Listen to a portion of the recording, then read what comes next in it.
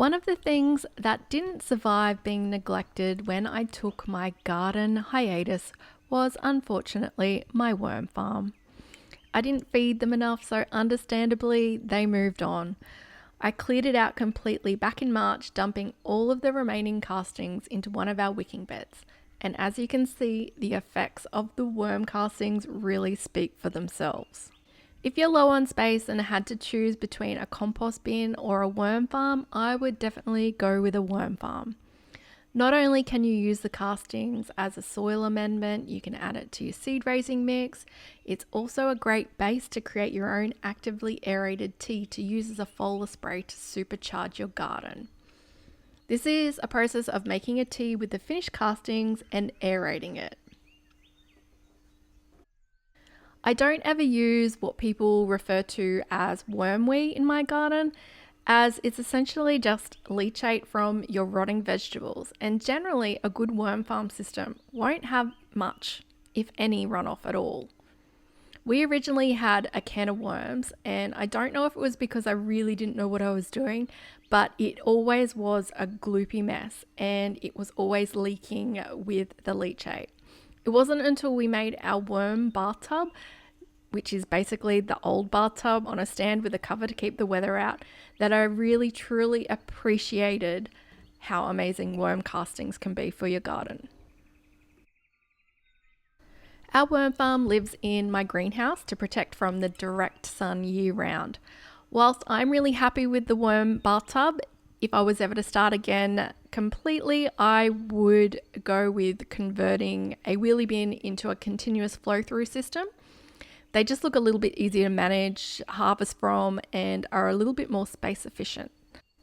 So desperate to get the worm farm back up and running, I bought a bunch of worms from Kookaburra Worm Farms. I bought from them before and they have a really great mix of composting worms. I find that the blue worms are the best in our climate. They reproduce a lot faster than the reds, particularly when the weather heats up. They do, however, like to jump ship when conditions aren't ideal, so I need to make sure that I have loads of bedding that isn't too wet or too dry just to keep them happy. They recommend 1,000 worms per family member, which would mean 4,000 for us. But because we have other composting systems on the go, I opted for 2,000 plus 1,000 pack of a worm bomb, which is just full of eggs and teeny tiny worms. Now with my bathtub, I normally have a drainage base in the bottom of it. I've tried gravel, but I found that the worms migrated under the geofabric that I had, and the castings just always found their way through that gravel. I tried using old veg pod wicking wells, but I found that it ended up being a breeding ground for cockroaches. So I'm just going to risk it and put my bedding straight into the bathtub. Even though it does have a roof to protect it from the rain, water does sometimes get into it, particularly if it's a heavy downpour. So having that drainage is really important. It will be something that I need to keep an eye on, and I think I will just drill some holes in the base of the tub if it does become an issue.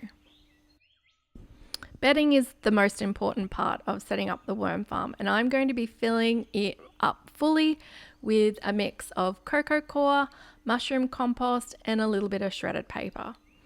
Cocoa coir and compost can look a lot like worm castings, so the paper is just really there as an indicator to let me know when I can harvest my castings. I really want to make sure that there is a depth of at least 20 centimeters so the worms can escape when it gets really hot over summer. I didn't quite have enough to get that height, so I will have to go back to Big Green Shed and grab another bag of mushroom compost. I will also add a little bit of shredded cardboard when I have it, as that helps to create a lot more air pockets in the farm. Overall, for this standard 1500 bathtub, I will have used around 75 litres of mushroom compost and 3 blocks of the cocoa coir, which was around 45 litres, and just a handful of shredded paper and cardboard. For bedding, you could easily use some well composted down grass clippings, just make sure it's free of seeds, or you could use well rotted horse manure or just shredded paper.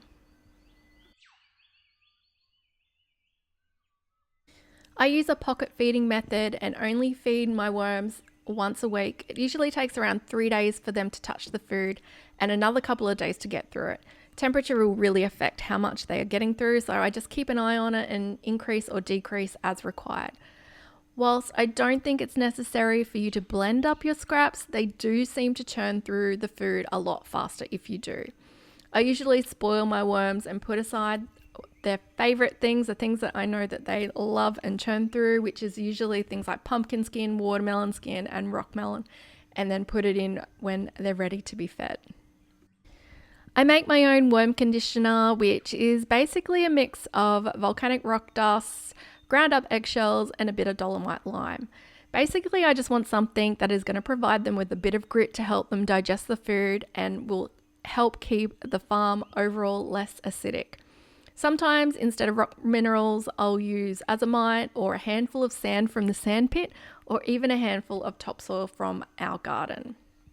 Every feeding, I just sprinkle a little bit of this mix over the top of the food. In our humid climate, the food is usually enough moisture to keep the worms happy, but if you're in a dry climate or if it's been particularly dry, just a misting spray is enough to keep them moist. I'll start pocket feeding from one end and slowly work my way to the other end of the bathtub, and depending on how things go, I should be able to harvest some of the castings from where I started by the time I reach the end of the bathtub. I usually pop a hessian bag over the top of the bedding. I used to use the free newspaper that was delivered to a house that no longer is, and I'd soak it in water and use that. But I don't have either of those things anymore, so I've just decided to top off with some dampened sugarcane mulch. Anyway, that's our worm farm set back up and running. If you want more information on worm farming, I do have an ebook on my website, which I'll link in the description. And if you're already a dirt lover, you can grab it for free inside the portal. I can't wait to harvest the castings. I've missed being able to sprinkle this compost gold on my garden so much.